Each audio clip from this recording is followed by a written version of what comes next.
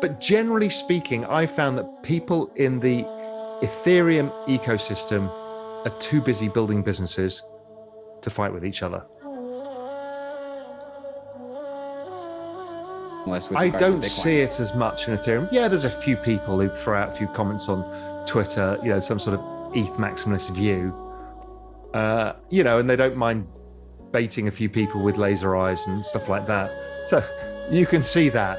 But generally speaking, I found that people in the Ethereum ecosystem are too busy building businesses to fight with each other or to fight with anybody else. You don't even see kind of ETH versus Solana. So, oh, that's an interesting project over there. They seem to be growing quite fast. I better get on with what I'm doing here. It's a very, very, very, very different mentality. And it's because my guess is the Ethereum ecosystem is not a finished thing. Well, Bitcoin is finished, really. And therefore, it also becomes a bit boring. And I know this is terrible to say, but I understand the boomer coin thing because it's a bit like gold, right? Gold's perfect. Gold doesn't have to do anything else. It's perfect. It's gold. And Bitcoin's perfect. It's Bitcoin. I mean, it's absolutely phenomenal. Now, so it's a bit boring to talk about. So then there's sovereign adoption. That is interesting. There's the institutional adoption, I think is very interesting. The Lightning layer as a payments layer, that's interesting. There is some interesting stuff. It's just not as intuitively interesting as the amount of innovation that's coming out of this space. Yeah, I mean, I've noticed it myself because it's impossible now to keep up. So you have to specialize. And, I decided that I'm not interested in DeFi really, because I came from the financial system and I don't care about yield. It's kind of boring to me. DeFi is very cool, right? I mean, I love it, love the whole concept. But for me, I'm a financial markets guy. It's less exciting than complete disruption of business models that NFTs and social tokens are. Or even, ETH the asset is. So I just kind of drifted away from that. I still own a bunch of DeFi tokens, but I don't get involved in it. And I think it's normal and it's good and it's healthy that people will coalesce around what they think is where they can move the dial or the biggest opportunity lies. We're basically all just taking bets, asset allocation bets of our time and our energy and our money, coalescing around that, building communities and getting stuff done. Perfect. To see the Ethereum community fragment like this actually makes it stronger, because you're creating pools of excellence and large pools of excellence around. And I think that's great. They're not fighting with each other. They're just saying, hey, listen, you guys do that, we'll do this. Maybe we can meet up somewhere in the middle. I mean, that's brilliant. That's how to create, a massive ecosystem.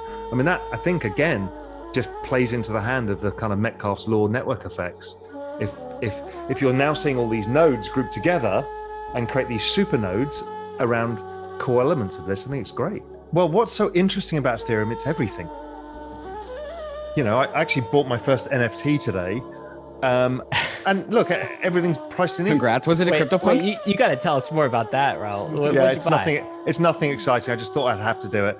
We'll come on to that when we talk about NFTs in a bit. But it was priced at 0.75 ETH. Mm-hmm. So ETH is money.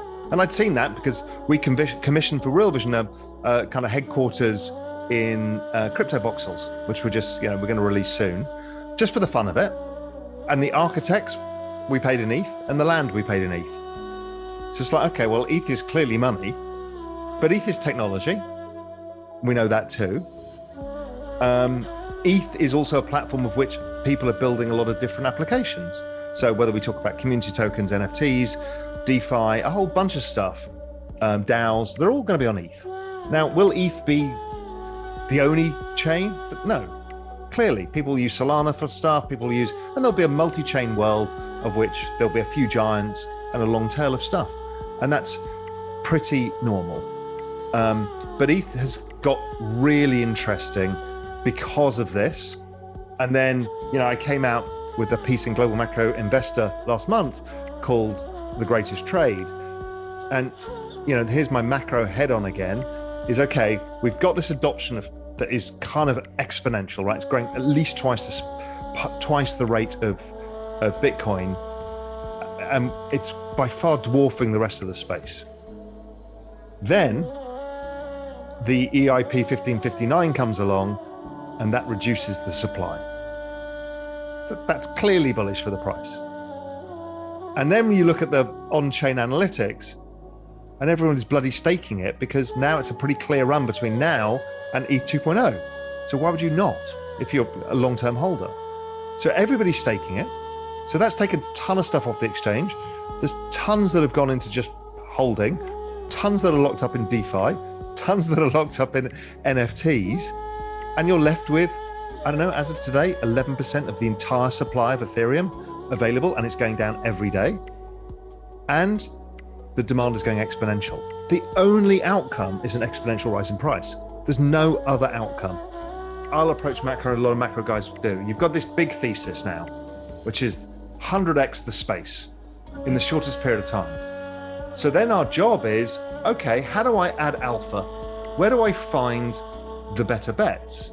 Now, there will be probably 50 tokens or assets that will outperform Ethereum, but they're riskier. I don't know what they are. I have no ability to choose them. When you look at Ethereum, it has all of the elements of the lowest risk, highest quality trade.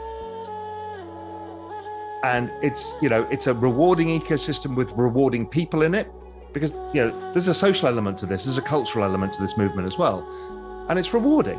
So it's a good space to hang out where you feel comfortable with the asset, you understand how many smart people are working on it. So when you say to me, oh, there's a risk in 1559 getting done, my answer was the risk is like minuscule.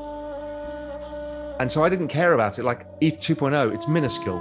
Why? Because there's a lot of very smart people, smarter than I'll ever be, working on it. So the probability is extremely high. And that's what makes ETH so rewarding. Ridiculously. Soon after that, my Ether allocation started going up. I sold my gold almost immediately around then, maybe just before then. So I was 100% crypto, and I have been for a long time now. I'm now, depending where we are today, 55% ETH, 25% Bitcoin, and then a tail of an equally weighted basket of a mix of DeFi protocols, layer ones, interoperability stuff, and then some specific bets in kind of social tokens, metaverse, and other longer term macro bets that I want to express that view in.